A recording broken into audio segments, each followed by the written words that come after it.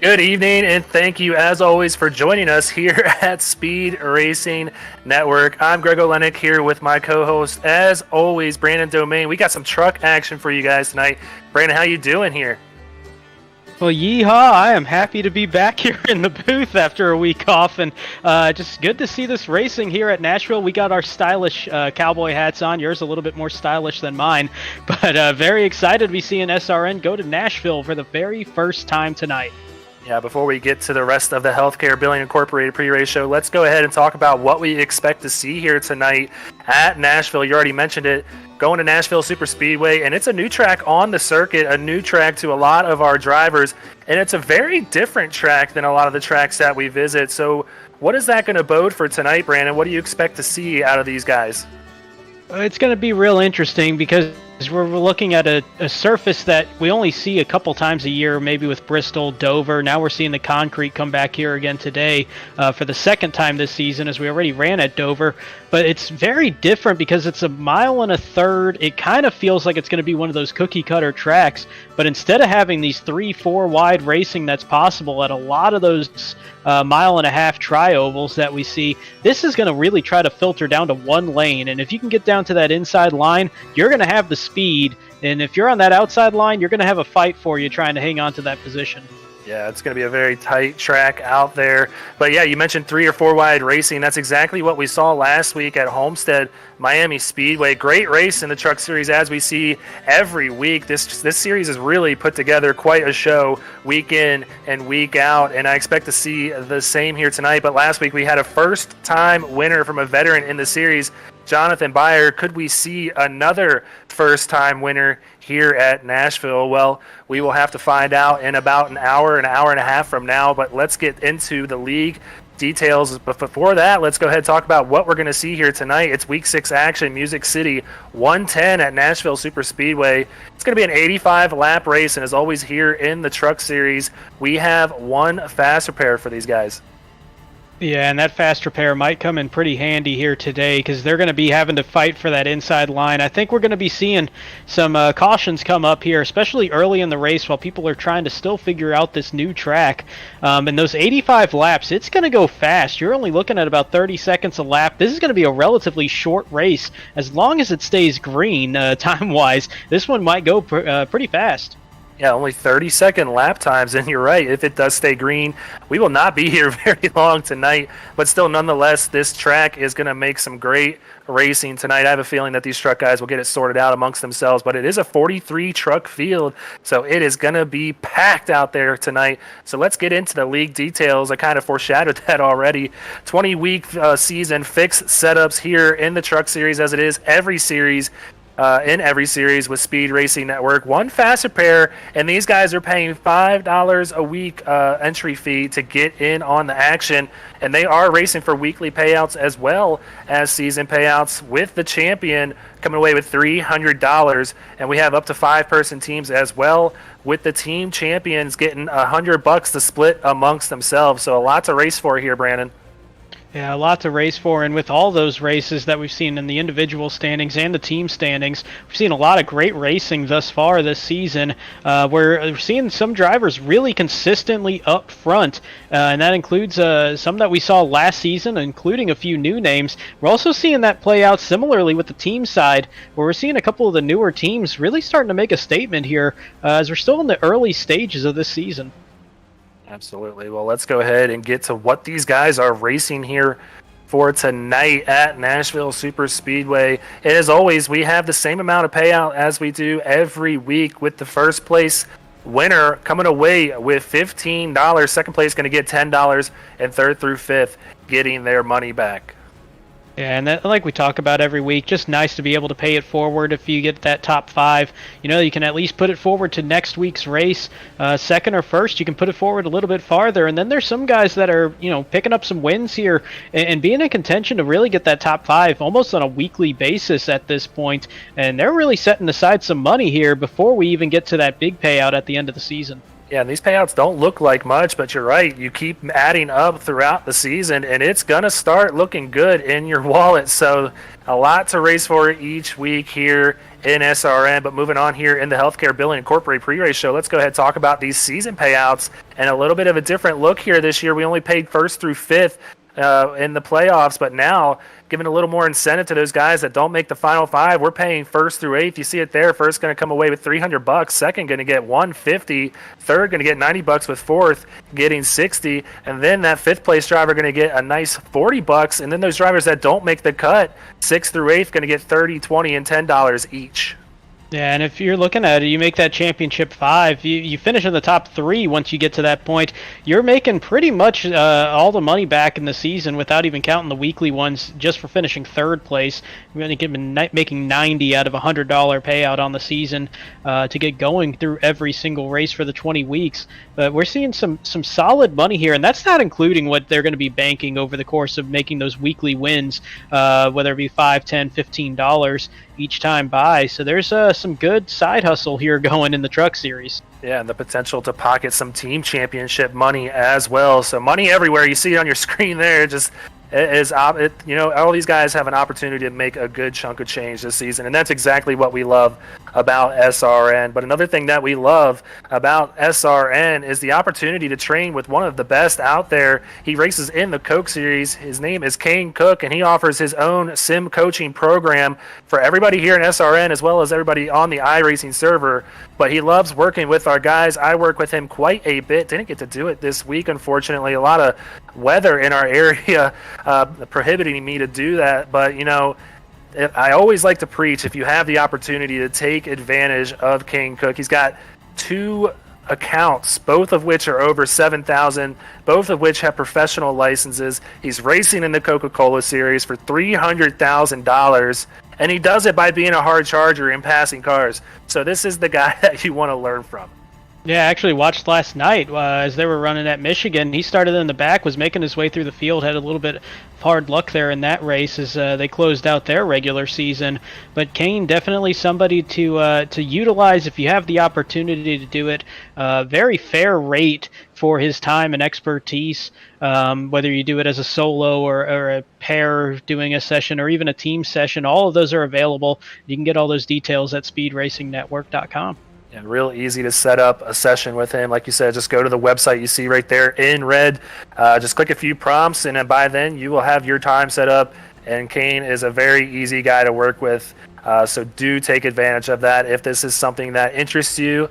But another opportunity to take advantage of something here on SRN is going to beerstreetjournal.com, finding out what the beer of the week is. But for now, Sean Griffith has it for you on SRN's Healthcare Billing Incorporated pre-race show.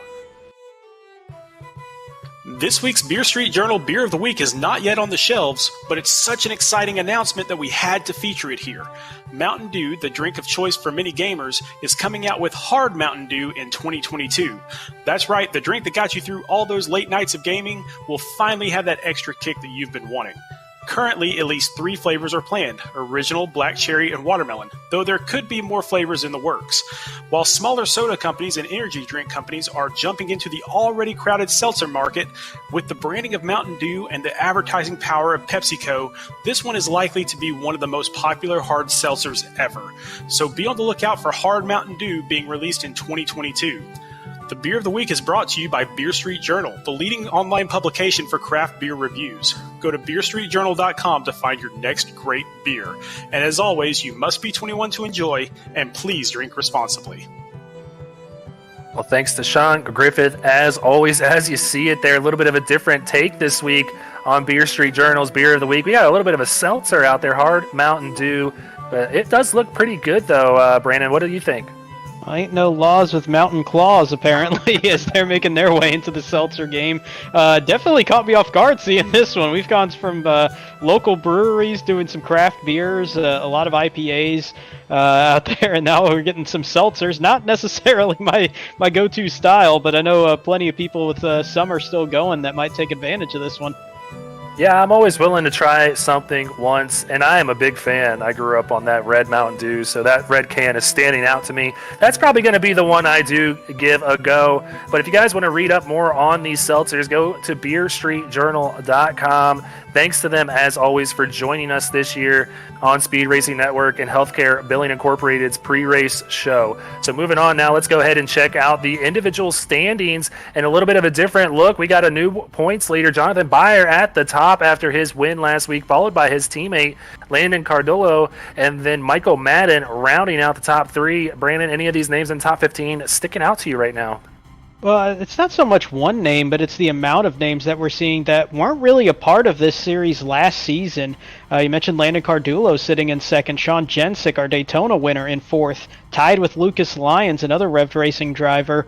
They're all rookies here to Speed Racing Network, and all sitting inside the top five after our first handful of races here, so a very good showing from them. And then you look towards the bottom of it, and you're looking at Bobby Anderson, one of our championship six, because of the way the tiebreakers worked out, sitting near that cut line in 14th. Rob Yost, one of our underdog guys through the playoffs last season, sitting in that tie for 11th. So some of the familiar names have a little bit of work to do to seal up one of those spots, but still plenty of time left here in the regular season. Yeah, from 10th on down, really not too far above the cut line. Let's go ahead and look outside the cut line and see who is trying to run these guys down. Sitting first outside the cut, going to be Jack Johnson, just 3 points outside of that top 15. Kyle Wimble, one of those drivers to also look out for. Kevin Winker had a good start to the season, found a little bit of trouble here lately. But, you mentioned the names in the top 15 that stuck out to you. There's a lot of guys here outside the top 15 that could easily make it into the top 15. Yeah, and you're looking at some fast drivers. You mentioned Kyle Wimble. He was one of the championship six last season as well. Evan Scott has shown a lot of speed. Don Milkowitz has done so as well. Troy Techmeyer is experiencing a series above the truck level coming down this season, so a bit of a slow start there, but trying to make up some ground. There's a lot of fast drivers here in this bottom half, or the bottom portion of the field, that have shown good speed, just haven't been able to put together a string of good races yet. That's all it's going to take is a couple of good races that gets you inside the top 15. And this is not taken into account yet the 3 drop weeks that we also have here on SRN. So once we get closer to playoff time, those standings will start to stand out to you guys, and we will really see who is making their way towards a playoff push. But now let's go ahead and get into the team championship standings, and 1 through 8 here. So all of these teams are going to be battling for that team championship this season, as we have a little bit of a different format. It's going to be a playoff format, so 1v8, 2v7, 3v6, 4 against 5. So really these guys are battling for seeding right now, but right now at the top is going to be Next Level Motorsports by 8 points over Jonathan Byer Racing, also closely followed by Rev Racing. So the top 3 only separated by 14 points.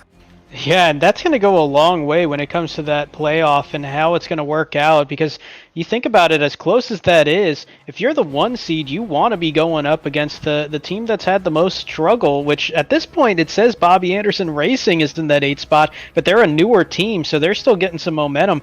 But really just to sort out that 1, 2, 3, as close as that is, you're going to be looking at more, all right, who am I going to be facing at each of these positions? It's going to add a whole new level to this team format than we've seen before in past seasons.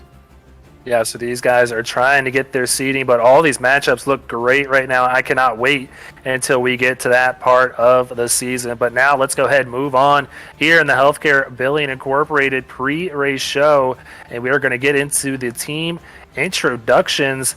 And that first one up is going to be a new team to the block. It's going to be Next Level Motorsports, and they're going to have a nice little team put together here. Michael York, their captain, Troy Techmeyer, Brad Herman, and a couple of new guys here as well. You'll see them on the screen. Brad Rivers, as well as my good buddy Stan Carnathan. I used to run with him in the console leagues. He's a great dude, so I'm glad to see him here in SRN.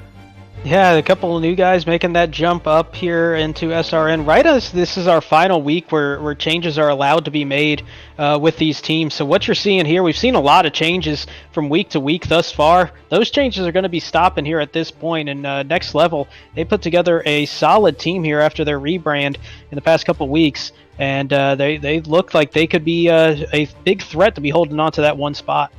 You have to really like your teammates because you're stuck with them for the rest of the season. Moving on now to Jonathan Byer Racing. I know these guys really like one another because they are putting it together out there on the track, and it's really showing as they put together a 1-2 performance last week at Homestead. You got Kyle Wimble in the 3, the 13 of Landon Cardullo, the 35 of Jack Johnson. Last week's winner with the sticker right next to his name, the captain of this team, the 66 of Jonathan Byer, as well as the 75 of James Kerr.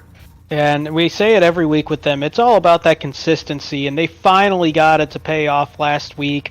They've been pretty much that bad luck team when it comes to being in contention for wins near the end of those races, and it finally came together for them getting that 1-2 finish. This is a team with a ton of momentum on their side now. Definitely. Now moving on with another team that is keeping that momentum up through the season. They had the first winner on the season at Daytona, Sean Jensick with Rev Racing here. Lucas Lyon's going to be in the 7, the 15 of Michael Madden as well. I already mentioned him there in the 29, Mr. Jensick with that win sticker next to his name. The 97 of Sean Kozier as well as the 224 of Cody Riggs, who's now sitting in the top 10 in points. Yeah, a lot of talent, a lot of speed here from top to bottom in this lineup. You're looking at 4 of them being inside the playoff cut line as of now. And don't look now, but it's been a quiet start for Michael Madden in that 15, but he is starting to get a lot of momentum with 4th place finishes in the last 3 oval races. He was fastest in practice, too, here at Nashville tonight, so something to pay attention to as the night goes on. Moving on now, let's get to the 4th place team in our standings, and that's going to be Zuyos Racing. You're going to see it here. Do not feed the animals. And, you know, they have put together quite a nice rookie campaign as far as the team side of it goes, and they're led by their team captain, Rob Yost Jr. and his half-brother, I've learned recently in the past couple of weeks, Blair Holloman. He is running really well, sitting 6th in the points, I believe. John Taylor in the 4, Dave Fuge Jr. also having a good season, as well as Mike Mosby. He's got some good speed here tonight.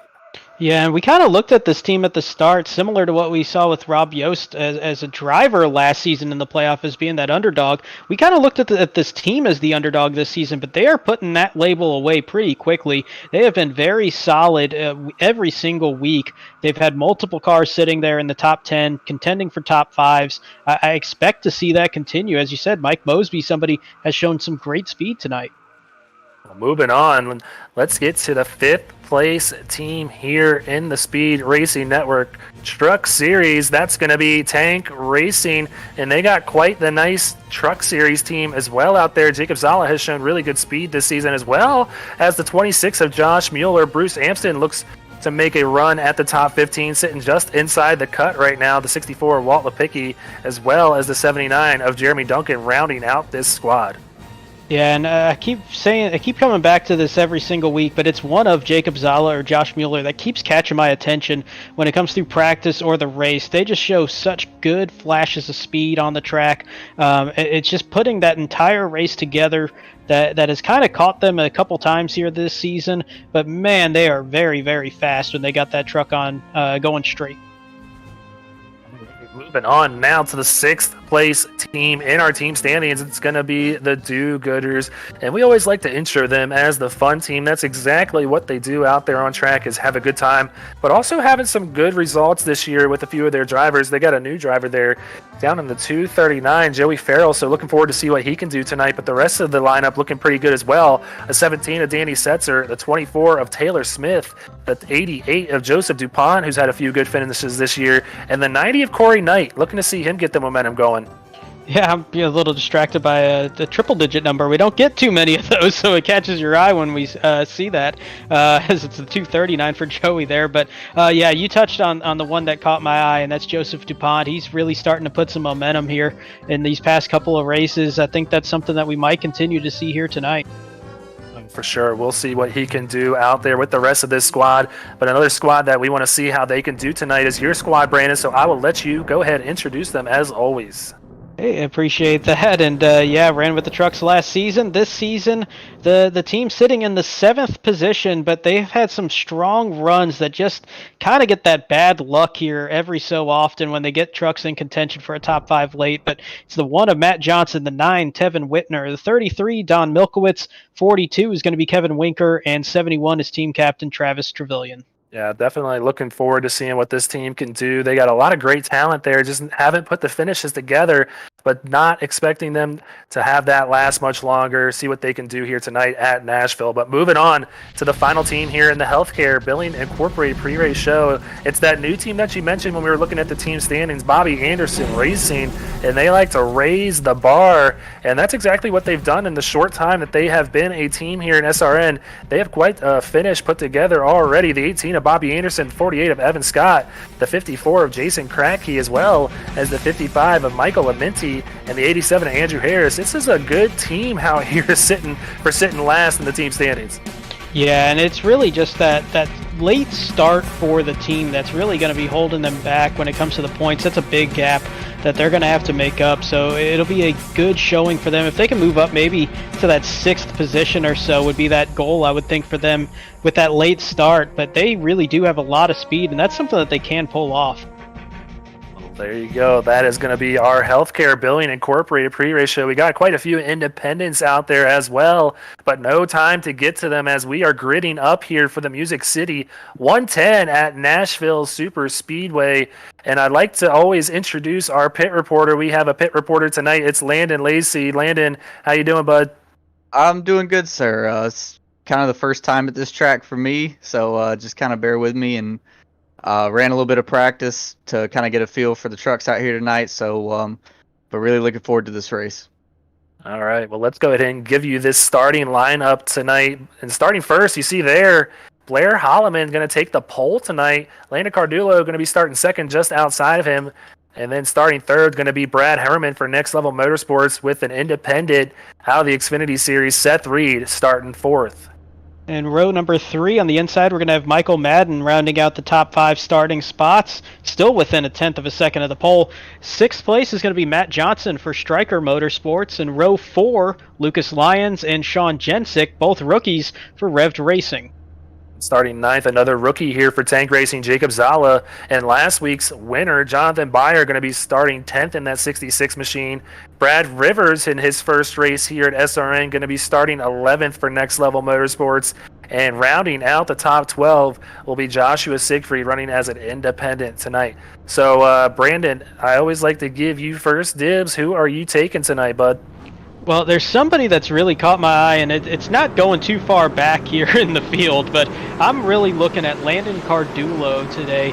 He had an 8th place finish at Kansas, but the one that's really sticking out to me is 2nd place at Dover, also 2nd place last week. So there's a lot of momentum there. He's also shown he's good on concrete. I think that 13 truck's going to be pretty lucky tonight. I'm going to go ahead and take his teammate. And, you know, Jonathan Byer has run consistent all season long, so how can I not take him after coming off his first win? He's got that monkey off his back, so he knows how to get it done now. I'm going to be taking Jonathan Byer again, putting my money on that 66 machine. But, yeah, I like our chances of coming away with a winner tonight, Brandon, as JBR has really started to get some great momentum here heading into Week 6. But as you see, pace car lights are off, and these guys are about to get at it. And like you said, this could be a very quick race, or it could be a very long race, depending on how they want to race here tonight. It is a full field, but we have it all for you here tonight on YouTube.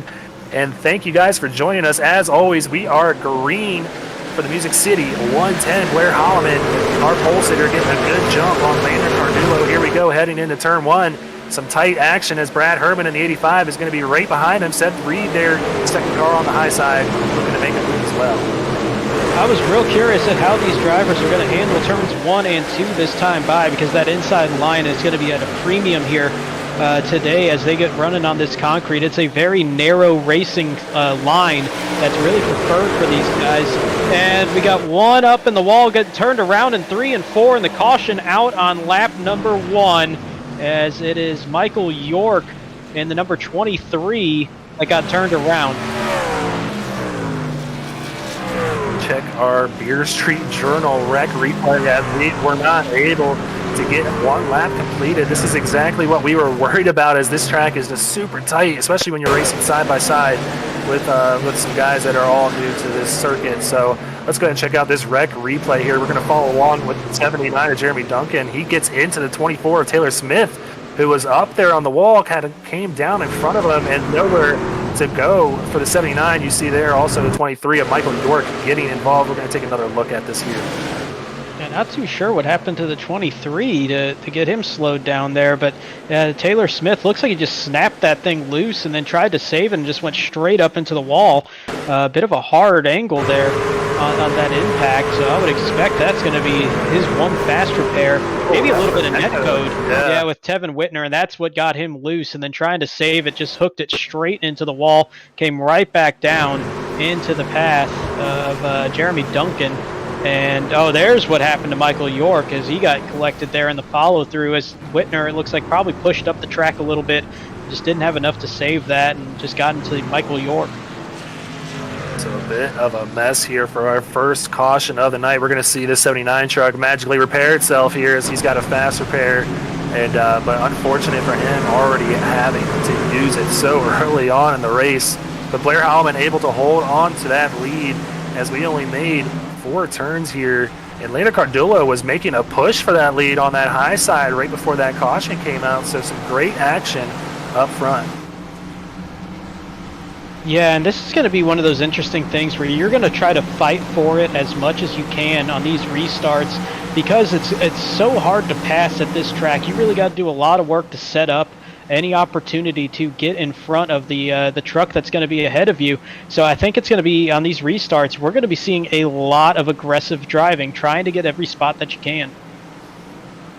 Yeah, and I already kind of mentioned it too. This is a new circuit for a lot of these guys. So yeah, they've made individual laps on putting times down with just themselves out there, but now they're racing with everybody out there. We got 43 trucks out there tonight.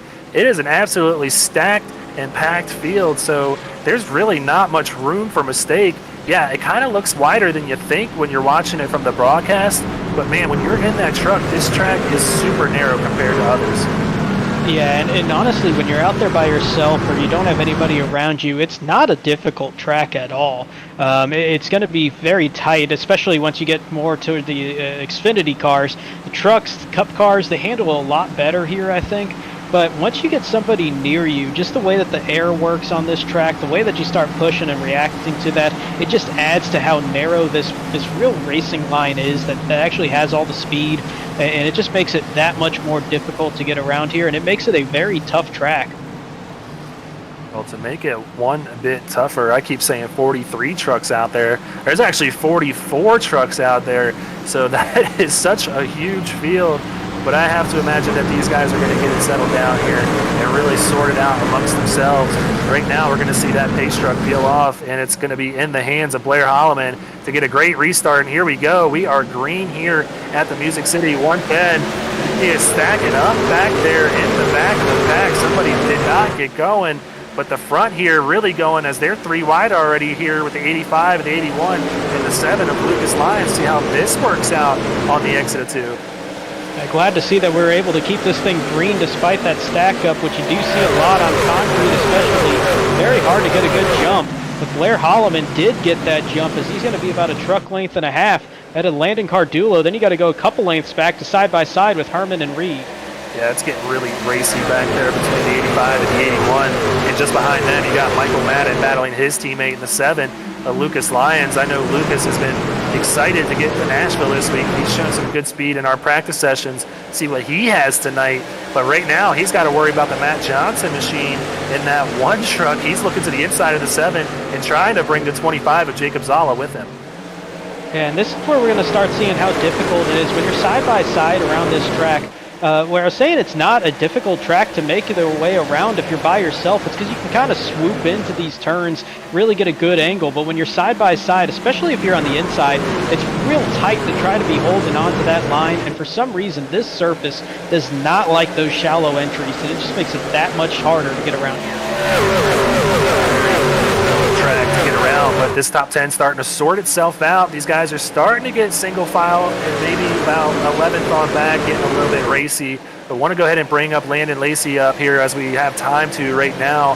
Landon, how much are we looking at for a pit run here? And what type of strategy should these guys take if we do start to see cautions, breeding cautions out here? Right.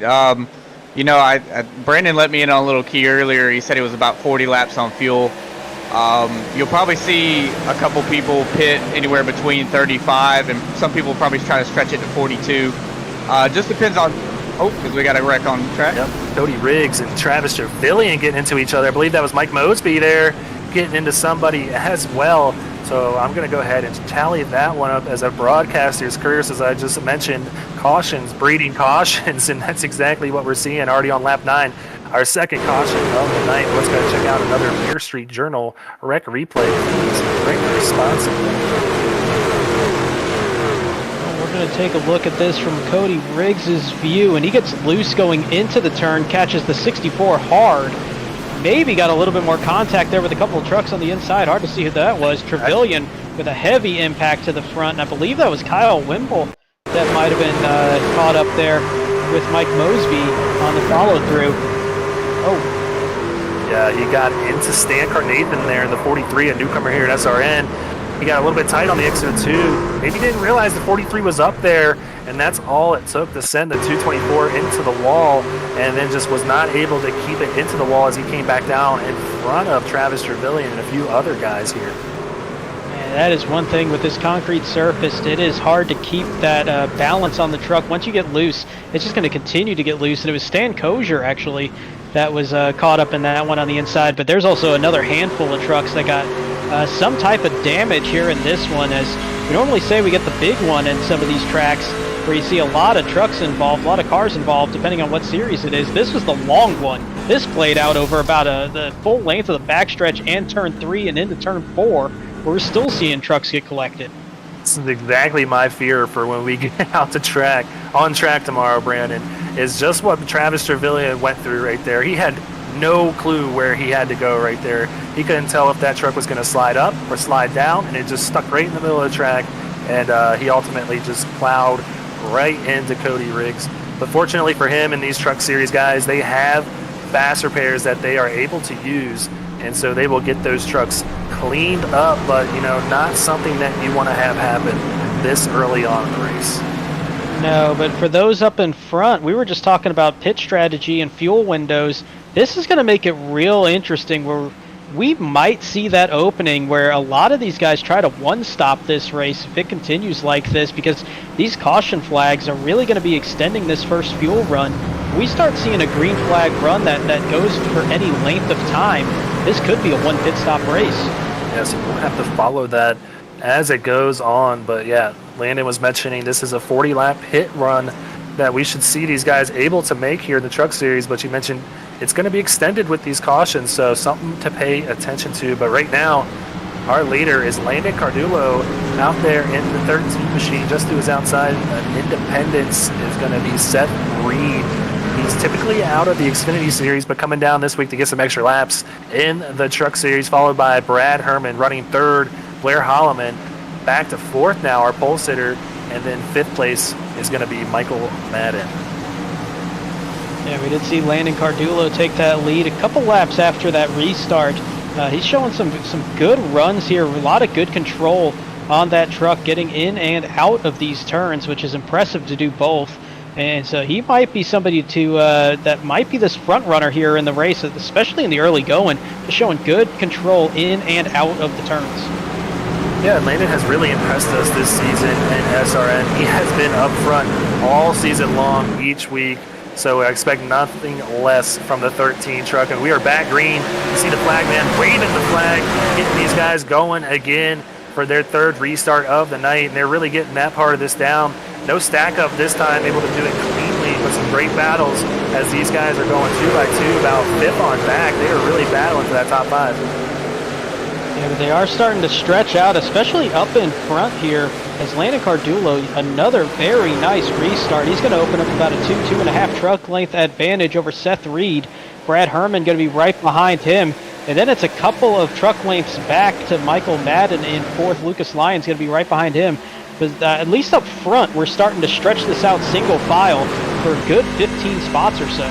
Yeah, it is pretty much single file throughout the whole track already, so really impressed that these guys were able to do that. But as I say that, there's a battle for 7th brewing out here. Matt Johnson trying to make a move on, I believe that's the 25 to Jacob Zala. He was taking a look to the inside, maybe taking these guys 3 wide as Blair Holloman continues his fall through a field, maybe taking care of that 06 truck a little bit, but Jacob Zala taking a peek to his inside. We'll see if he can get that 25 in there heading into turn 1.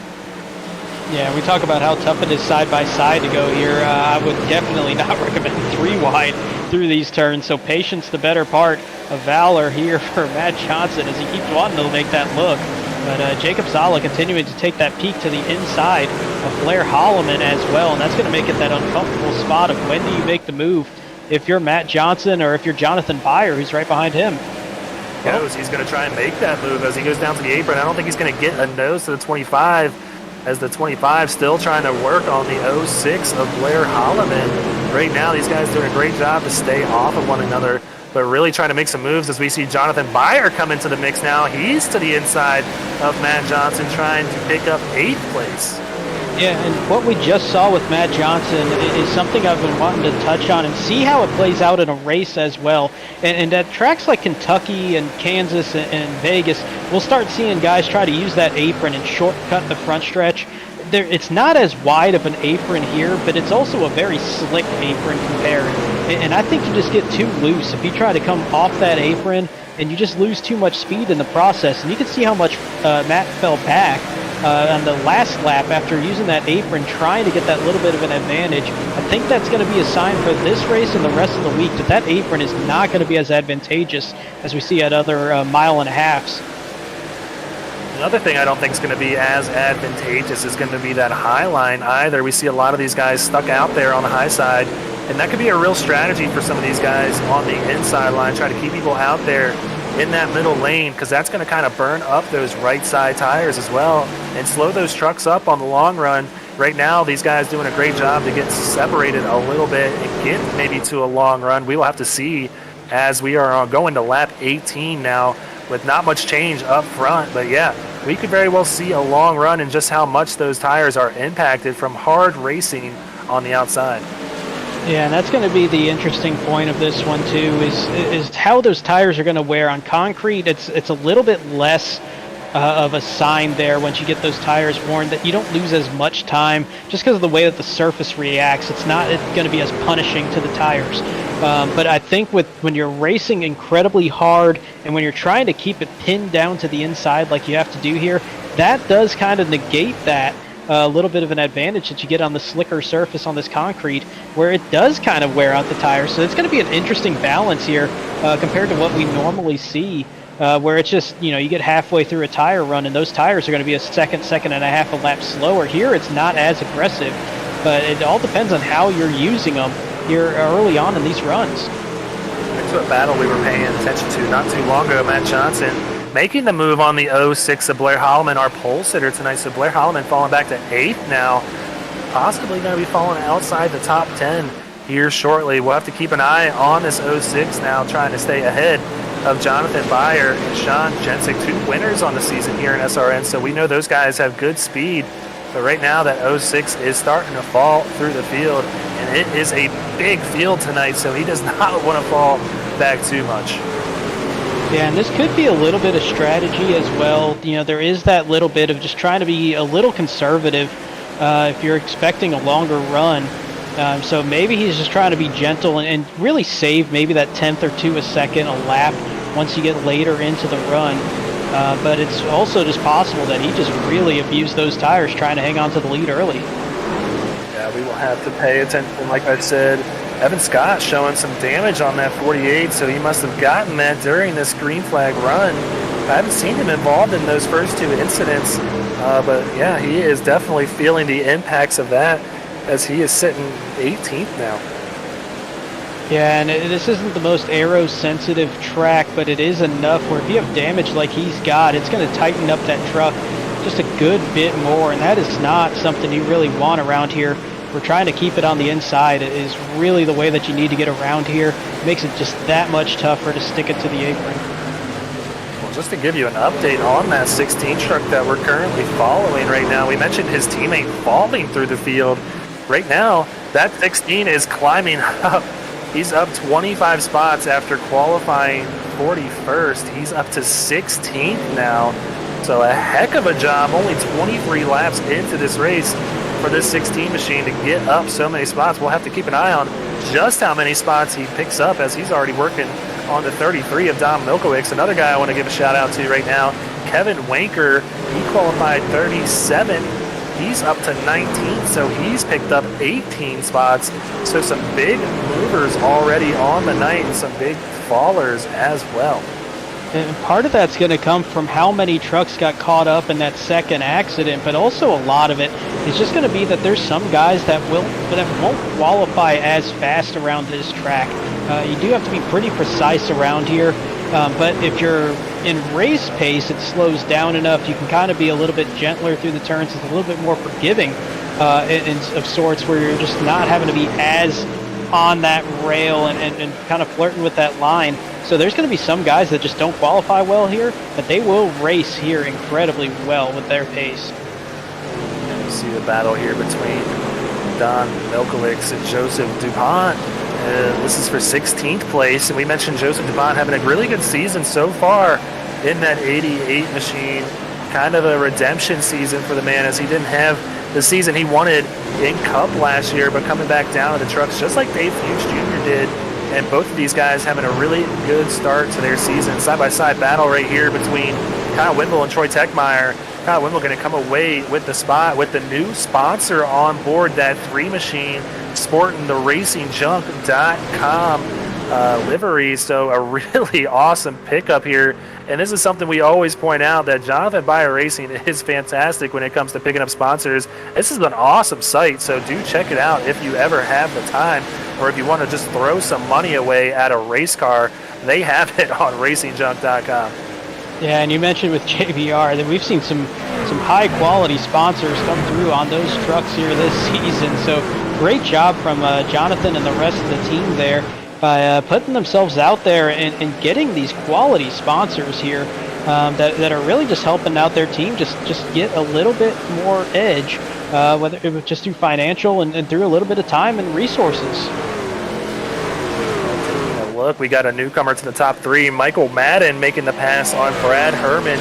So Michael Madden staring down Seth Reed and Landon Cardulo, and right now Michael Madden is the fastest car between these 3 drivers. He was 2/10 faster than Landon Cardulo that last lap, so we could be seeing this 15 make his way up to the front here shortly if this holds on. You see it there at the bottom of the screen, the lap differentials each lap showing how much faster somebody is here, and there you see it there, a lot of green on the drivers not named Landon Cardulo. So these guys are running our leader down here. Yeah, as we get near the end of this opening run here, as we're going to be about, I'd say 12 to 15 laps because of the cautions that we've had away from having to see these pit stops happen.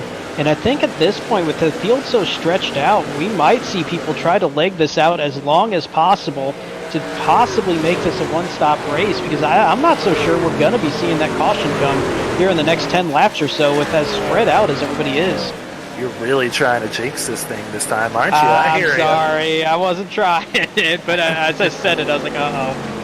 Little battle right here for 4th place. Jacob Zala trying to make his way up to 4th. He's going to get by this 85 of Brad Herman, so those tires not to Brad Herman's liking, as he is now falling back after being 3rd for a while. Matt Johnson making a move here to the inside of Lucas Lyons, trying to pick up the 8th place position, and just behind him you see Blair Holloman. He is outside the top 10. No. Oh, and there we have it. Matt Johnson, Lucas Lyons getting into each other. We'll see if everybody else can avoid these guys. Matt Johnson down in the grass. Some heavy damage for the 1 and the 7 machine, but luckily just those 2 involved here in our 3rd caution of the night. That's the 2nd time tonight we've seen somebody just try to slide up there and get clear in front of the truck that they were trying to pass, and just making that little bit of contact. This time it's out of turn 4, as you see Matt Johnson thinks that there's the space there, but there just was not enough room. And Lucas Lyons making that little bit of contact, getting the one turned into the wall, and somehow it only winds up being these two trucks involved, because they were in front of a good amount of trucks just behind them. Great job from everybody avoiding that one, seeing a few go through the grass even, and being able to miss that spinning one truck. So great job from everybody keeping that to a two-truck incident. Yeah, it just looked like Matt Johnson was trying to clear Lucas Lyons, and it's so tight on the exit of 4, more tight than the exit of 2, I would say. And yeah, really there, you would want to say maybe Lucas should have let him have it, but man, we're competitors out here. As we are going to have all these drivers hitting pit road, I will let Landon Lacey take it here, and he's our pit reporter tonight. So Landon, what you seeing down there? As field comes down, I think you're going to see everybody basically take 4 tires and fuel here. We've had a couple cautions, but that was a good green flag run right there. I don't see anybody trying to pull a 2-tire strategy. I believe everybody's going to come down, take 4 and fuel. Following our leader here down pit road. He's going to have one of the last pit stalls on this pit road, and you see him get in cleanly. So I have to imagine that the 13 of Landon Cardulo going to get off ahead of all these guys, although Seth Reed was not too far behind him. Looked like he was able to make up some time going down pit road, so maybe he might get a speeding penalty. We'll have to see. Michael Madden going to beat Seth Reed potentially. Wow, that was close. They're going to give that to Michael Madden, Yeah, Michael Madden by about an inch or so is going to be ahead of Seth Reed getting out of pit road, and it's that green cone, that line next to that cone that we're looking at there at the end of pit road, and so it's going to be Cardulo, Madden, and Reed. And we're looking at James Kerr, and it's possible we have somebody taking a little bit of strategy play here with 2 tires. James Kerr picking up a lot of spots on pit road. That's going to be a bold strategy, don't you think, Landon? Yeah, I definitely think so. I mean, maybe he's betting on we get another caution here soon. But the way that last run spread out, I don't see it very much happening, but it could. You never know what could happen on these wild restarts. Well, Landon Cardulo going to come out first. Michael Madden, like you see it there, we saw him come off second. Seth Reed going to be third. Brad Herman getting back up to fourth as he was under attack from Jacob Zala. And then Jonathan Byer going to be fifth place. Sean Jensick moving up to sixth. Nathan De La Rosa up from the Xfinity Series going to be in seventh place. Jacob Zala lost a couple spots. He's back in eighth. Blair Holloman picking up a couple, up in ninth. And Bobby Anderson gonna round out the top 10. So that first pit stall really pays dividends, and you see that there as Blair Holloman was sitting outside the top 10, now back in ninth. Yeah, and that number 1 pit stall at the end of pit road really was the saving grace there for Landon Cardulo. He was able to just punch it and get out of there in a hurry, and was about it was closer than I think he really wanted that to be, but it was good enough for him, as he was able to hold off the 81 and 15 off pit road. And one thing I just noticed, we had 44 trucks in the race. We still got 40 on the lead lap here with those 3 cautions, including one that really affected about 10 trucks or so. So we're seeing a really good durability here for these guys out on this 1.25 mile concrete track. Well, it'll be interesting to see now. You know, we're coming around to lap 35. If it really is a 40-lap fuel run, I'm really curious to see how this works out with the pit strategies.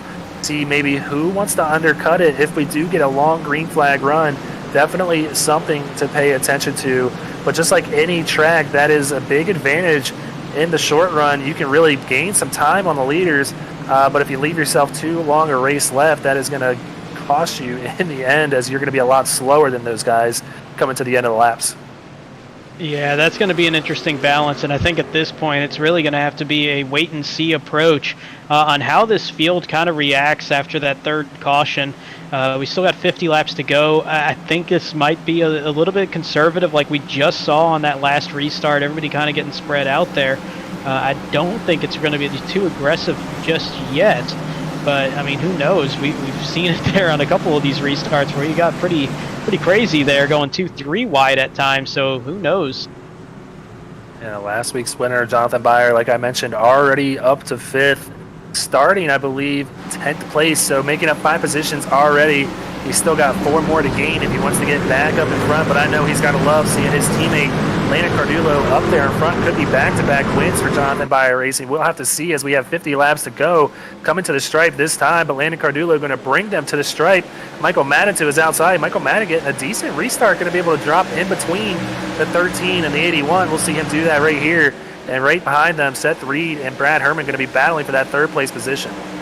We're seeing some great restarts from guys on the outside of row 1. That's about the 4th or 5th time we've seen that tonight, or 4th time I should say, that we've seen that tonight, as everybody's really held that 2nd position well, and they are starting to get spread out. But here comes the 61 looking to the inside as he's going to make his way around Jonathan Byer. He's going to quickly get back in line. And that's what you have to do around here, as Jacob Zala going to dive down to the apron, touch the grass a little bit, trying to make this move on the 66. But you see how quickly Zala fell back there after he transitioned back up onto the concrete. Sure, Jonathan Byer is going to be wanting to have a little chat with Nathan De La Rosa after the race. They are teammates technically, both working out of the same camp. Looked a little bit of an aggressive move there by the 61, who's not really racing for points, but they made it work nonetheless. So they're going to sort it out. De La Rosa up to 6th, Byer back to 8th. But man, it is packed side-by-side racing all the way back here. I believe this is for, I can't really tell, 13th. Dave Fuchs Jr. just continues to pick up spots up to 12th now, trying to pick up a spot on John or Joseph DuPont if he's able to clear him. Not able to do so this time. Unreal, some of the moves that we're seeing through the field for these guys. You mentioned that, Fuge up to 13th or up to 12th now out of the 41st position. We also see Brad Yonkman gaining 22 spots from 43rd to 21st, as we're looking almost 3 wide there, as it was Michael Aminti that was taking that peak. Besides Better Oven, and we're just going to stay side by side going into turn 1. Some great action back here just outside the top 10. These guys trying to get every position they can while the opportunity is there. And now Dave Fuchs Jr. is staring down Bobby Anderson. And before we know it, Fuchs is going to be in the top 10. Now looking to the inside of Mosby. He's going to have to check up a little bit there. It looks like he's going to get a little tight heading through 3 and 4, but he's right on the bumper of that 99 machine. Fuchs Jr. going to be moving up 30 positions already in the race. But right now, Michael Madden's got his mirror full of Seth Reed doing a great job of holding that bottom line, which is the predominant line around here at Nashville Superspeedway. But Seth Reed taking a peek to the inside and not going to have it heading into 3. No, and I think that was the better move there. He had a shot to maybe drive it deep and try to take that inside line, but he would not have had a good angle into that turn, and it just would have hurt both of them, Madden and Reed, as he's going to try to take the outside going into 1 as Madden tries to cut through the apron. It hasn't worked too well for most of the drivers out here today. He's going to try to make it work with that inside line and see if that negates the effect to coming off the apron onto the concrete, and it's worked thus far, as they're still going to be side by side going into 3. And Michael's going to be able to save tires a little more than Seth, being down there on the inside line. Yeah, the outside's probably the faster line to get a bigger run through the straights, but right now Michael Madden doing his best to hold off that 81. And on the long run, last run, we saw Michael Madden start to gain on our leaders, so he did a great job of saving tires the last time by, but now under attack and really having to work to keep his positioning, as Seth Reed's going to get by him now, and 85 of Brad Herman going to be looking to do the same. Yeah, and I still think that's got to do with that apron, making that transition, just losing a lot of time. And you could see how much faster the 81 was when the 15 was coming off the apron, back up onto the concrete. And now he's going to stay on the concrete this time. That outside line, if you try to get to the concrete, to the apron and make that transition, just lose so much speed on that transition. And it just gives the outside even more momentum coming out of that straightaway. Brad Herman going to claim that 3rd place spot. Michael Madden back to 4th now. And while all this is happening, Landon Cardulo is just putting gaps on the field. He's got about an 8-car length lead on Seth Reed. Seth Reed going to try his best to run down that 13 machine, but I think he's going to have his work cut out for him, as the 13 has been the class of the field so far. Michael Madden back to work on the 85 of Brad Herman now, as he's got De La Rosa and his teammate Sean Jensick just behind him, taking a peek at this battle as well. Yeah, definitely not seeing the field spread out like we did last restart, as we're still seeing some tight racing here for 3rd, 4th, 5th, and 6th. As side by side once again through out of turn 4. See if Madden continues to use the apron or not. He's going to stay on that concrete and see if he can hold off the 61, maybe make a little bit of ground on the 85, who's still running that middle line. He's one of the few that's not really holding it down to that yellow stripe against the apron. Yeah, we'll have to see how that works out for him as this run goes on. Heading back to a little bit further in the pack, you see Dom Milkowicz, it looks like, in the 33, making a move on Joseph DuPont here as he plinks out just as we talk about him. But yeah, DuPont back to 15, having a good, solid night so far. I'm sure he is going to want to pick up some spots to improve his positioning and get a little more points for that 88 truck. And actually, I think we got two 33s out there. I think the blue 33 that's sitting there, I believe that's Joshua Siegfried, who's going to be in the 14th position. So just running a scheme that's got that 33 stamped on there. Don Milkowitz actually a couple spots behind them. It's even the black and red truck in the 17th position. So always fun when we have dueling numbers out there. At least this one, the trucks look different enough that we can tell them apart, as unlike what we had a couple times last season with matching numbers. Yeah, I was kind of thinking the same thing. I thought Milkowicz was running a red and black truck, but seeing the number, I just think it's Milkowicz. So it's like we don't have enough to worry about already with 44 trucks out there. Now we got to figure out which numbers are which.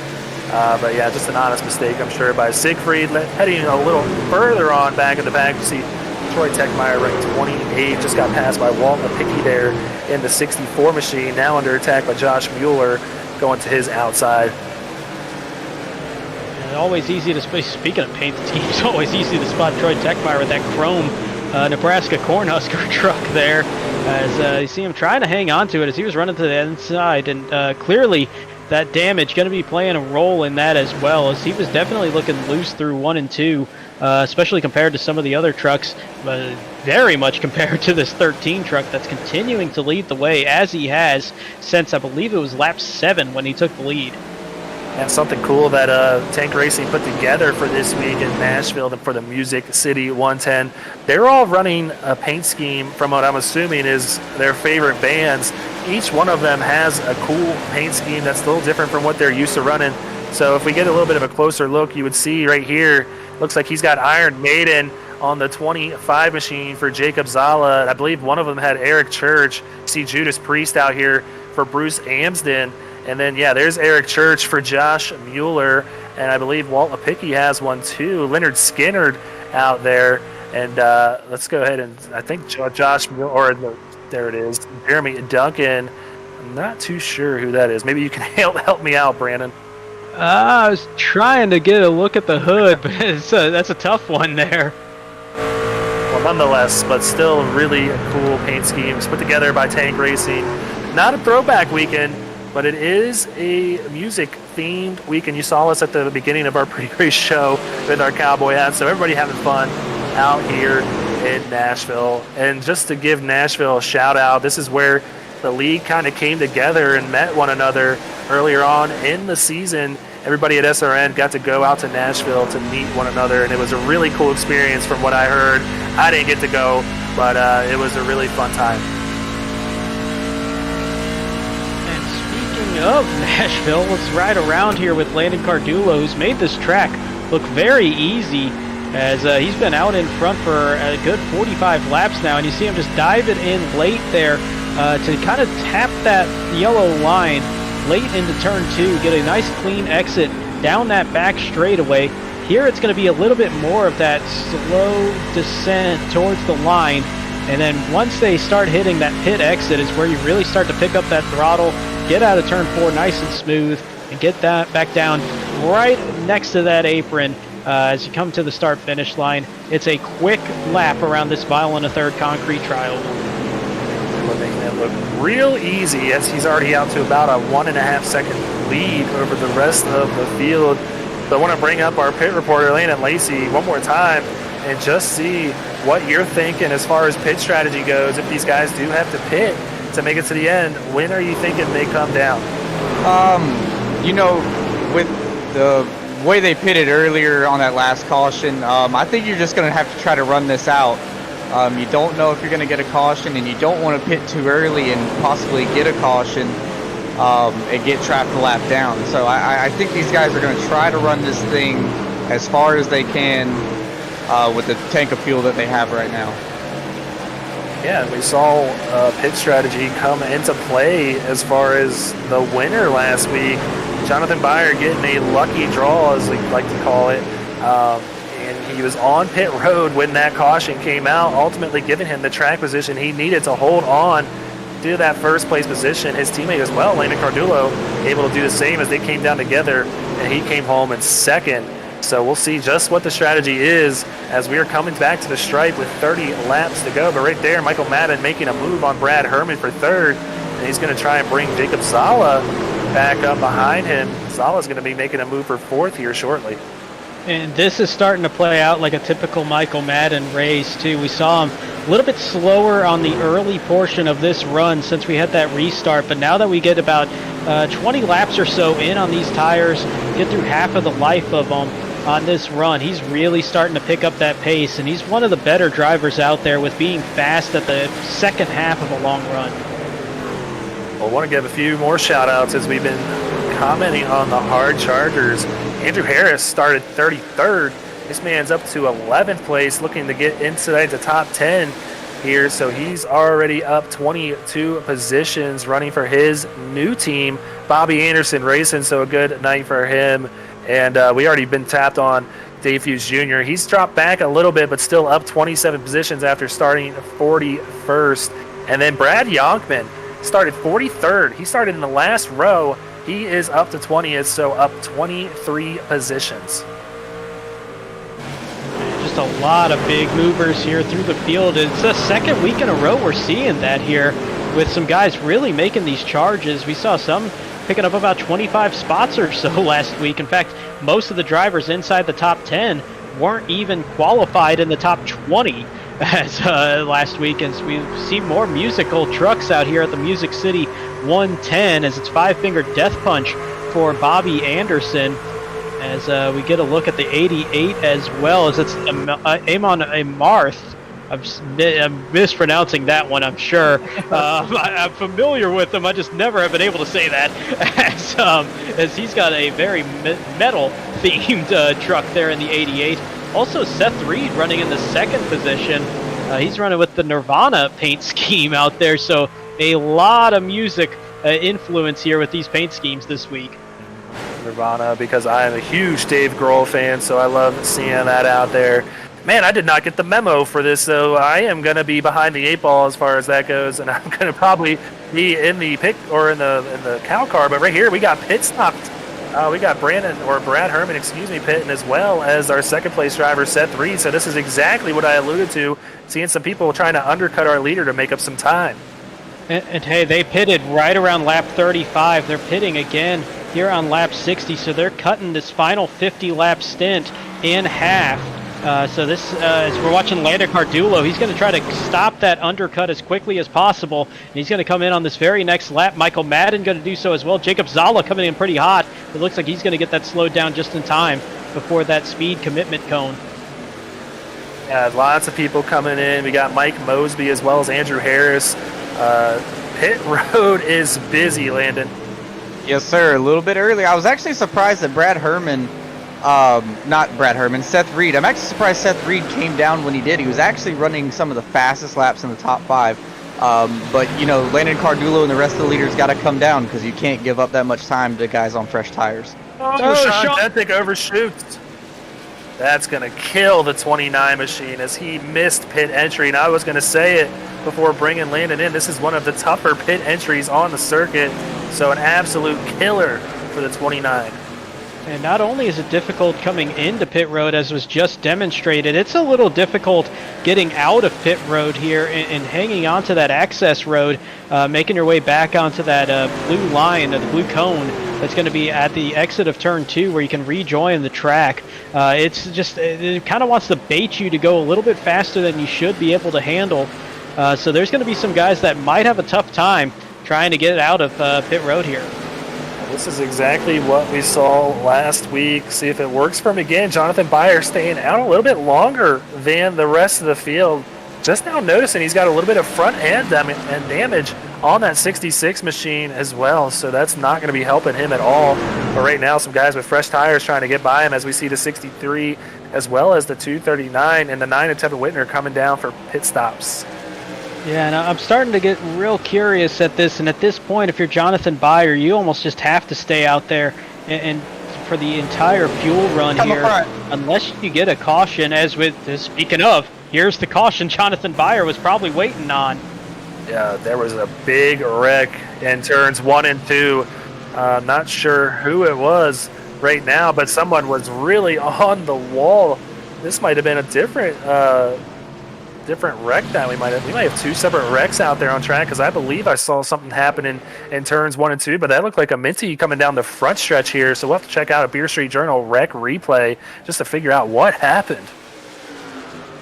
As we get this nice little scenic shot looking into the sun, should be seeing the 55 come through the grass. There he is. Looks like he just got loose coming out of turn 4 and slid it into the grass.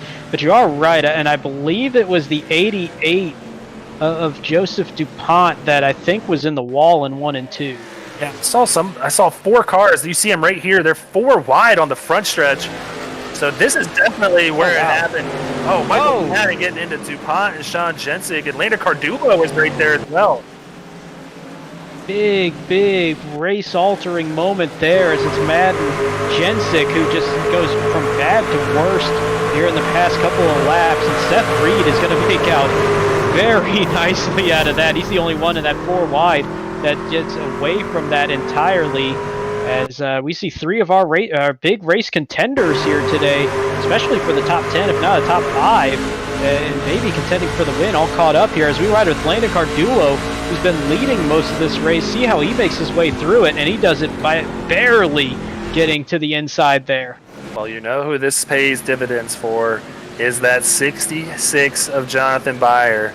Now, these guys, there's going to be a lot of guys staying out there, but they're going to have older tires than Jonathan Byer, and he is going to not lose as much time to these guys. So this could really pay off for Byer again in back-to-back weeks after, a lucky, I'm not going to say, I am going to say, it was a little bit lucky heading into Homestead last week, that caution coming out at the perfect time when he was on pit road. So a good call by the 66 again to just ride it out, like you said, and it paid off. Little surprised to still see that damage on the front of the 66, though, so either he's already used the fast repair or he thought it's not really affecting him enough to warrant using his 1 fast repair and wanting to save it just in case in these final 20 laps, but definitely does pay off for him, as Byer once again getting that break with the caution timing, as he's one of the few that just nails that one. Staying out there, he's going to have about 6 laps fresher tires on this restart, and he's also going to have a nice jump here because he had basically the entire field a lap down. Yeah, this is absolutely throwing a huge wrench into the standings as they run right now as we cross the line to go to 19 to go. But right now, we saw Landon Cardulo, before that caution came out, really dominating this race and leading the whole time, but now really mired back way in the field. He's in 17th. Well, no, I'm actually seeing 12th place now. My scoring has not yet updated. So a lot to sort out here. He's going to have to get the wave around to get back by the pace car. But Jonathan Byer Racing still, without Landon Cardulo up front, having 3 of the top 4 cars.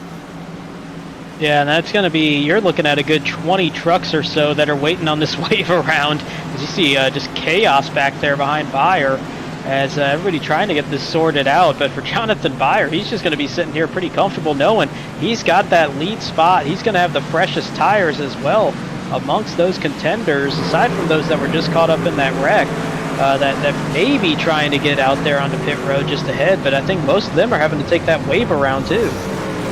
Just to give you a rundown of the top 10 as they run right now, Jonathan Byer gonna be the leader after another great strategy call. Brad Rivers coming down pit road this time, so he was running second. That's gonna move Kyle Wimble up to second. Jack Johnson running third. So the top 3 gonna be Jonathan Byer Racing. Kevin Wenker running 4th place. Brad Yonkman gonna be 5th. Josh Mueller gonna be 6th place.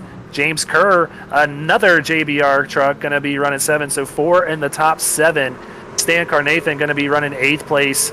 And then Matt Johnson going to be running 9th with Rob Yost sitting back there in 10th place. So this race has been flipped completely over, Brandon. Yeah, they just put everybody's name in a hat, shook it up, and started pulling them after that caution just came out, as this is completely flipped upside down. But Beyer once again out in front, and it's 3 Jonathan Beyer racing trucks, 1, 2, 3, as we get ready for this restart with what's going to be 17 laps to go. And just as an update, it looks like Michael Madden was given the caused caution penalty, so he's going to be at the very back of the line here on the lead lap when we get this restart. Break, but yeah, 4-wide racing is not going to work at Nashville, and that's what caused that caution. But the pace truck is off, and our new leader, Jonathan Beyer, going to have the field in his hands here. He's going to get a good restart on his teammate Jack Johnson to the outside, and have to imagine these JBR trucks are going to work together here to get in a line and make it really hard for anybody to pass, just like we saw last week when Jonathan Beyer and Landon Cardulo were running 1-2 at Homestead. And interesting enough, you're looking at the points leader being the race leader with Jonathan Beyer. We got a spin in 1 and 2. Spin. Looks like we're just they hung on to it. I'm not sure who it is. I think it's Bobby Anderson back there. He's in the wall. He's going really slow on the backstretch. Nice that we're staying green. We might have another 4-wide moment coming down the front stretch, but what I was just thinking about was Beyer, the points leader, 2nd and 3rd in the race, are 1st and 2nd behind the cut line entering this race. As we got trouble into turn 1, Cody Riggs is around, the 63 of Bruce Amston is around, and we're going to stay green thus far as they've kind of filtered down to the grass and off the racing surface. Real tough battle here for first, though. These guys are really tight. Kevin Winker trying to get in the mix here to break up this JBR party up front. But right now, JBR working on max points. As far as team standings goes, you see the smoke from that Cody Riggs and Bruce Amston incident. Right now, 15 laps to go. Jonathan Beyer getting his first win last week, looking to make it back-to-back in the SRN Truck Series. Hey, for the driver and for the team, that first win might have been the dam-breaking moment for JBR, and they might be, that first win is normally the toughest one to get. You can just ask Chase Elliott in real life. Once he got one, he started reeling them off, but JBR really feeling this momentum now. Yeah, you can ask Chase Elliott, or you can ask anybody in this league that has a win. It is a huge relief when you get that first win, and it kind of just takes the jitters out of it when you're running up front. That's what we're seeing right now, but Kevin Winker not wanting to let these guys get away, and he is looking to the inside of the 35 of Jack Johnson now to make his way into the top 3. The 35 going to hold steady there on the outside, trying to get a good momentum off of 4, stay out of the wall. He's going to get a good run and take that spot back. Well, another week, another good finish lining up here in the Truck Series at SRN. We're seeing great racing, 2nd to 5th, but because of how tight that racing's been, Jonathan Beyer has stretched that lead out to about 0.4 of a second. Yeah, this is exactly what he wants to see. Those trucks getting smaller in his mirror, and the heavy hitters not really making a tough run up to the front. As you know, we saw Seth Reed, he restarted 8th that run. We got another yellow though, and that could change things. Our 5th caution, there he is. I just brought his name up. I am all over the broadcaster's curse. And Troy Deckmeyer there in the middle of the road. Good job by these guys to get around, and also great job by Troy to just hold the truck there. But you see there, Seth Reed's got some terminal damage to that engine. If he's got a fast repair, he is going to have to use it. But let's go ahead and check our 5th Beer Street Journal wreck replay of the night. And another one that's affecting one of the big names early in this race, and it looks like Techfire, oh wow, he gets upside down for a little bit there out of turn 4. It looks like he got loose, and there was just nowhere for Seth Reed to go, as he was right behind that 32. And you also see him just have Landon Cardulo to the inside, and there's just not, it looks like Netcode might have got the 32 around there, and there was just nowhere for Seth Reed to go.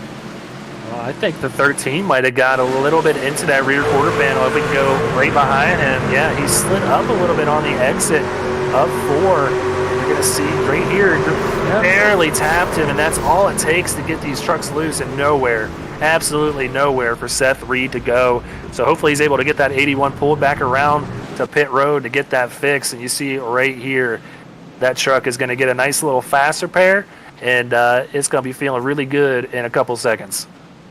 And there's that back deck lid just popping right back out. Not even going to take tires. He's just going to quickly get back out there. And that was huge for him because with that engine smoking like it was, there's a real chance that that engine blows up and you're not able to make it all the way back around, as he was right at pit entry when that incident happened. So making it all the way around there without that engine blowing up and having to take a tow and losing all that time is huge for the driver of the 81. And I'm seeing some fast trucks going down pit road right now. Yeah, I mean, so if you're in the back, I don't see any of these front guys pitting the rest of the race, to be honest with you. Just track position's been key here all night. It's hard passing. It's a one-lane racetrack, basically. You can make the top work a little bit, but if you're in the back of the field right now, it's probably a good strategy to come down and take some fresh tires. There you have it. Landon Cardullo, Brad Herman, as well as Michael Madden coming down to get 4 fresh tires here. Got to use them if you have them, so why not? And make a good run here, but not going to have a lot of time to do so. I imagine we're going to go back to green with 8 laps to go. And with JBR top 3, it is going to be hard-pressed for any of these guys to get past, Jack Johnson as well as Kyle Wendell and make a run at Jonathan Byer here. So, Brandon, do you think we're going to see any change to this top running order? Who do you think is going to make a run at the lead here? I think the 42 of Kevin Winker has shown some good speed and being able to hang with those 3 JBR trucks and start to mix it up with them. Somebody that I really have been keeping an eye on is in the 26, running in 6th, and that's Josh Mueller. He's been kind of sitting back and saving those tires a little bit, so he might be in a pretty good position here to maybe have a little bit more speed here on this final short sprint to the finish. Well, let's go ahead, give you a rundown. We're going to actually go probably green with 7 to go as the pace car lights are still on. Jonathan Byer still your leader here coming to the end of this race. Kyle Wimble in the new RacingJunk.com, number 3, going to be running 2nd. Jack Johnson in the Shippo 35 machine going to be running 3rd. Kevin Winker going to be running 4th in that 42 McDonald's machine. Brad Youngman rounding out the top 5. Josh Mueller up to 6th in the 26 truck. James Kerr going to be running 7th. Matt Johnson running 8th place. Lucas Lyons back up to 9th. And Rob Yost Jr. still rounding out our top 10. So a great run by a lot of these guys tonight. Yeah, and just caught on to Lucas Lyons running one of the musical themes as well with Juice WRLD up there on that truck. So kind of missed that one earlier. But yeah, I think the show is really going to be here with the top 3 and how these JBR trucks work together. And we always talk about how their teamwork, their consistency just really shows. It's going to be interesting to see with Byer having that win in his pocket, being the points leader already, and right behind him and right next to him, I suppose, on this restart with Kyle Wimble in 2nd, you're looking at 2 drivers that are just outside of the playoff positions. Still pretty early, but they're going to need these points here. I'm curious how this is going to play out with these 3, how they're going to be, if they're going to be playing nice with each other, if they're going to be going for it. It's going to be real interesting in these final few laps. Well, we mentioned him in the top 10 rundown. I want to give a quick shout out to Rob Yost. He started last on the field, started 44th up to 10th, so climbed 34 positions, looking to get a few more and make a good run for this win. See if he can get that 98 machine up front. But it's going to be really hard-pressed to do it. As I've mentioned, these top 3 being JBR, it's going to be really hard for any of these guys to get up front. The first car that came out, that just came down pit road, Brad Herman back in 23rd, Michael Madden back in 25th, and I believe Landon Cardullo is in 28th position right now. So these guys are really not in it to win it right now. But we could see a few cautions come out, and who knows what could happen. We're going to find out as the race truck is going to peel off as they come off of turn 4. And the field is going to be in Jonathan Byer's hands here. He's going to look to get a good jump on his teammates and let the rest sort itself out. And here we go. We are back to green flag action with 7 laps to go. And that restart has worked out just about perfect going into turn 1 for the 3 JBR trucks out in front. They're going to get single file on the inside with each other, and that is going to be a tough trio to get by if anybody else wants to take this win. It's going to be interesting, too, because, Jonathan Byer is sitting out front, and I know he wants that win bad, but his teammates too sitting behind him, they've never won an SRN, so they are going to be pushing for that victory as well. So curious to see how that works out. Josh Mueller into the wall back there, not getting anybody else involved. So great job by the 26, but everyone's got a big speed. Scott almost getting and the 85 of Brad Herman, nowhere to go, and now we're right into 69 of Brad Rivers gets into Brad Herman, and it is going to be a big one back here. That was a matter of time once we saw the 26 Josh Mueller get into the wall and have to slow up in the middle of the track, and just really nowhere for him to go safely and get out of the way. And with these trucks trying to go high, low, they were just all over the place trying to get around that 26 after that damage. Let's go ahead and check out our 6th Beer Street Journal wreck replay of the night. We saw it happen live. Nowhere for these guys to go, as this is just a narrow straightaway here, and Brad Herman has to check up big time.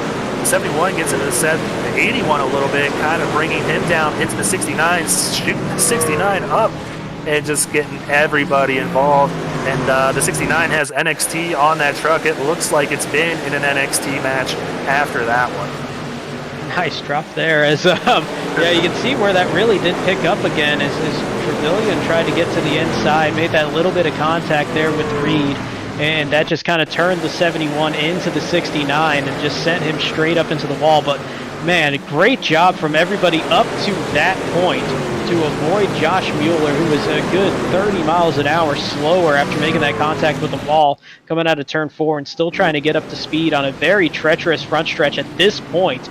So soon after that restart, everybody's still bunched up. But yeah, that was kind of a ticking time bomb when you saw that 26 just kind of sitting there in the middle. Shout out to your Stryker Motorsports teammate there, Tevin Whitner, doing a great job to avoid that and keep that 9 truck clean and heading straight in this race. Could have easily been involved in that, but a great job by Tevin to get through it. But man, we are going to be coming down to some overtime racing, I imagine.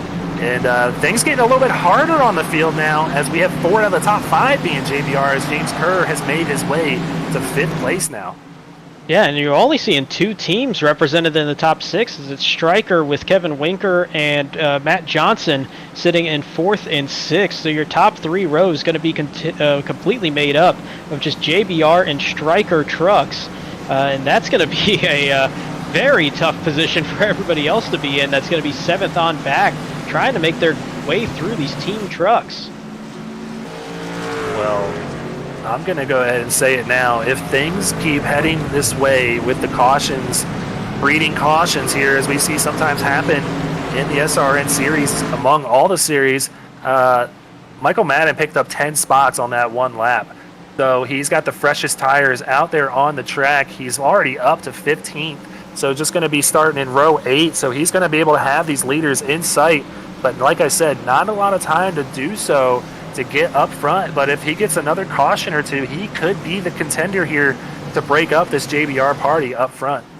Yeah, with the way he can get those restarts, I think if we get to a second or especially a third overtime, where our limit is 3, I think that he's got a shot, especially at a top 5, if not to threaten this JBR trio that's out in front. But he's going to need a lot of help here and getting a lot of restarts. I still really like the chances here for these 3 JBR trucks out in front.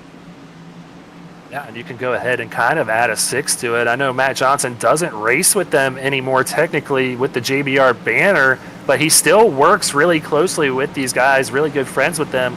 So he is definitely in the mix as well. So it is just a big old party with guys that are very familiar with one another in the top 6. Kevin Winker, the lone man out of all this, he's going to have his work cut out if he wants to get a W tonight. But a lot of great runs we're seeing here. Brad Youngman up to 7th. You know, Rob Yost, we already mentioned him, up from 44th and 10th. And a few other guys. Andrew Harris made a great run all the way up to 13th after starting 33rd.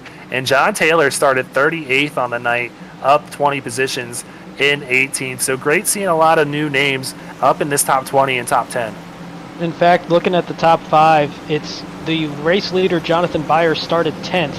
The next 4 drivers started 27th, 22nd, 37th, and 36th. We have seen some monster runs from guys here tonight in this race. And that's what that pit strategy of staying out can do for you. Yeah, it's going to hurt you if you don't get that caution, but man, it is going to pay huge dividends if you do get it, and that's exactly what we're seeing. So here we go. Pace car lights are off, and we are going to have a green-white checker race to the finish here.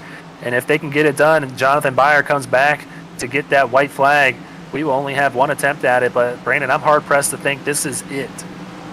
I mean, we're seeing four-wide racing starting to show up pretty often here on these last few green flag laps that we've seen. I don't think we're done seeing it just yet. And the odds of pulling that off, well, we've already seen they're pretty close to zero.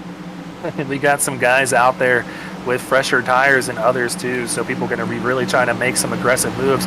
We'll see how it all works out as the pace truck is about to pull off, exiting turn 4 now. Jonathan Byer going to have the field in his hands, just like he had it last time. Got a great restart with his teammates out in front, and here we go. He gets another really good jump. He pulls way out on his teammates, and Jack Johnson going to take over second from Kyle Wimble, and here we go. This is going to be the race here. Kyle Wimble coming down right in front of Kevin Winker. That's really stacking things up. Wow, that was a close moment there going into one between James Kerr, Kevin Winker, and Kyle Wimble as they were all nose to tail with each other. Still going to make it work as they go down to the turn 3.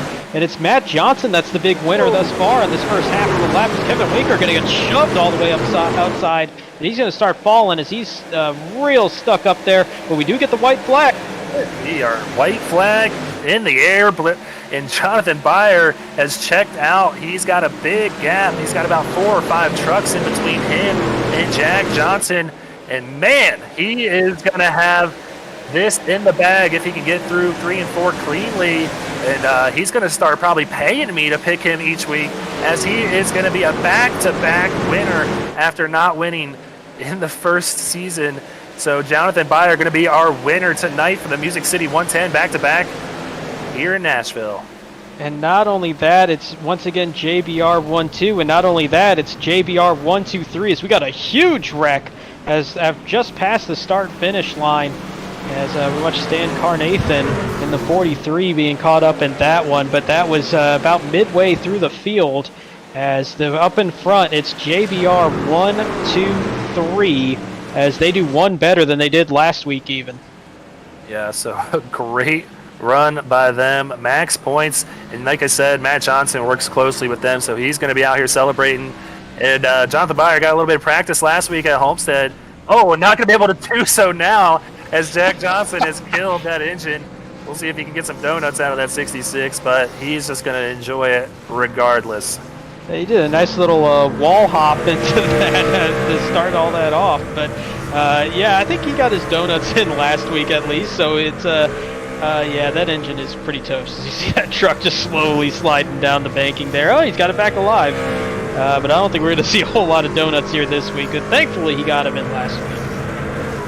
In 2 weeks, definitely showing that he is a contender for the championship now, and many more wins now as the season unfolds.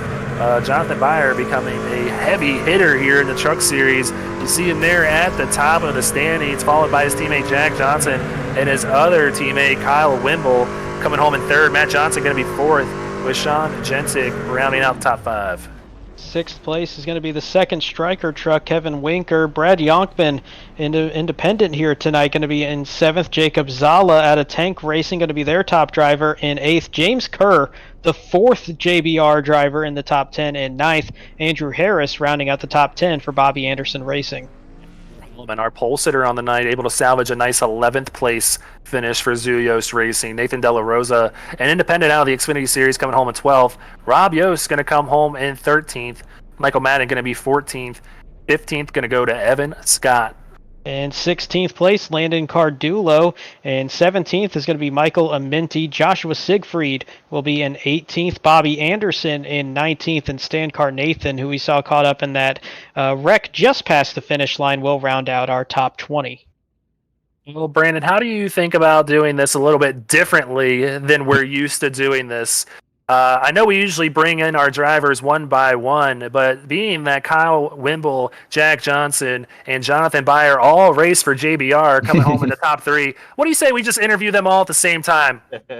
You know what? Up, It's been a boys? team effort. Well, let's keep that team effort going for these guys. Yeah, let's do it. So, guys, coming home top 3, Jonathan Byer going back-to-back wins, max points on the night in the team championship standings. I'll start with Kyle. Kyle, how you feeling, man? Man, I'm just happy to be alive. I raced the last 55 laps there with no sound. My sound went out. So I missed shift going into 1 on that last restart, and that's why I stacked up there. I was in 3rd gear, didn't even realize it. Oh man, well, glad you're able to hang on to that one. And yeah, I mean, this race really did get kind of flipped up with the pit strategy there and just staying out. It looked like all y'all just really had good timing again this week when it came to those pit stops. What went into that call and just staying out when everybody else was trying that little short stop?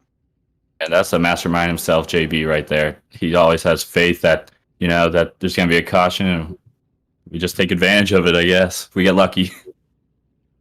Well, Kyle, before we move on to your other teammates, you got a new sponsor on board this week with RacingJunk.com, so you obviously want to shout them out. Anybody else you want to go ahead and give a shout out to out there in chat? Yeah, obviously Jonathan Byer for putting this team together this year.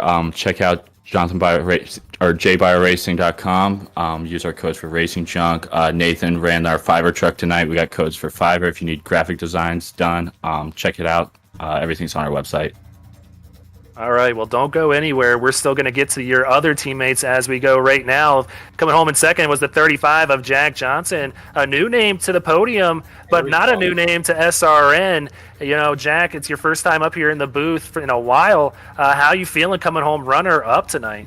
Man, that couldn't be any better. We've been searching for a win and just held strong there at the end. That caution just helped us out there, and we just teamed up and just took it. Well, we talked about it pre-race how last week it was possibly that dam-breaking moment and where all this momentum started showing up for the team and really being able to keep that luck going from turning bad there late in races and being able to finish. How does it feel now going from 1-2 last week to 1-2-3 this week? This team performance is just off the charts right now. After searching for a win, being on the podium last year and just not happening, and then now we go 1-2-3. I mean, can't get any better than that. You really can't. But so coming home in second, we look to see you advance on that, maybe come home with a win next week at Richmond. But before we move on to the winner tonight, your captain, Jonathan Byer, who do you got to thank out there, Jack? Of course, Shippo for sponsoring the truck there. I got, Jonathan Byer for putting the team together and keeping faith in me, and my parents for watching. They support me each week, so thanks for that. It's always awesome to have that type of support. I'm sure they're ecstatic to see you coming home in second tonight, but we got to get to the man of the hour and a man that we're getting used to see take that checkered flag home. Jonathan Byer, get you first win last week, and you're going to come out here this week and do it again. How you feeling, Jonathan? Back-to-back is pretty unbelievable.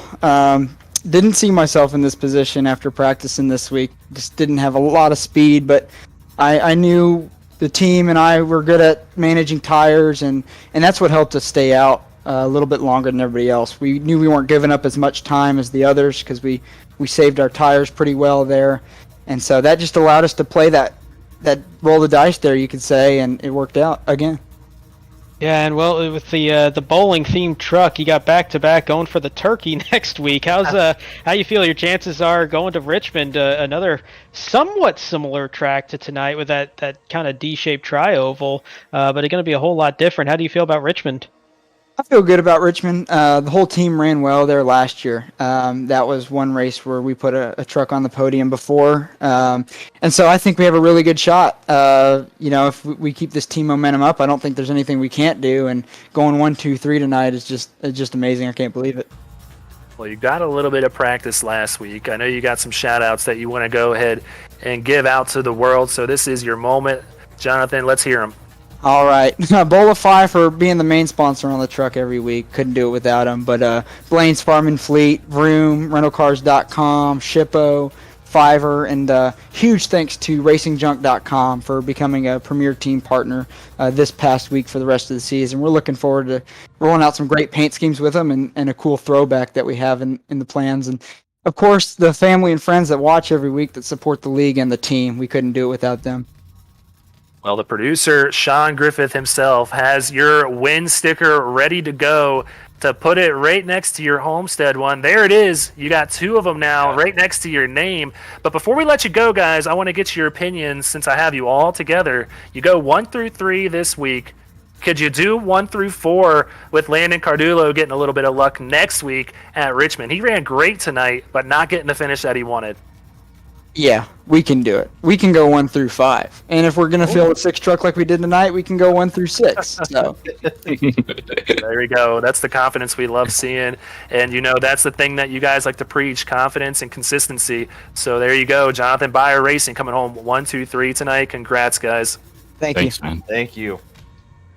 Well, there you have it, Brandon Domingue. What do you think of that race tonight? Man, that was interesting how we saw kind of two different races at times. We saw long runs where they tried to spread out, and then we saw 4 wide racing at times when we started getting pretty aggressive out there. Not sure what that means for the rest of the week, but I know with next week coming up, we got some short track racing for these truck guys. After seeing how aggressive they were today on the 1 1/3 D-shaped tri-oval, we're going to see how aggressive they get on a track about half that size. Yeah, we are going to Richmond next week for week number 7 action here in the Speed Racing Network Truck Series for the Rich Get Richer 125. Catch it on Wednesday, August 25th at 9 p.m. Central Time. And this was one of the best short track races we had last year, so do tune in for that. But we got more racing action for you guys tomorrow. The Speed Racing Network Xfinity Series Week 6 action. Gonna take to the track for the Music City 135. Catch it tomorrow, August 19th at 8:30 p.m. Central Time, 9:30 Eastern. And Brandon, you and I both going to be out there. What do you think? What are you taking away from today's race that you can use for tomorrow? Because I need some notes, man.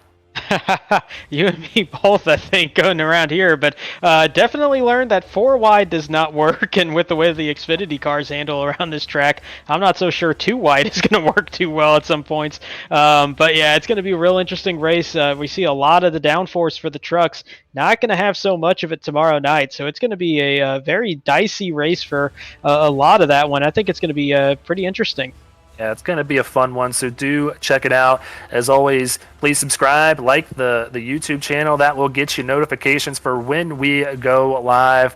But for now, that is going to do it for us tonight.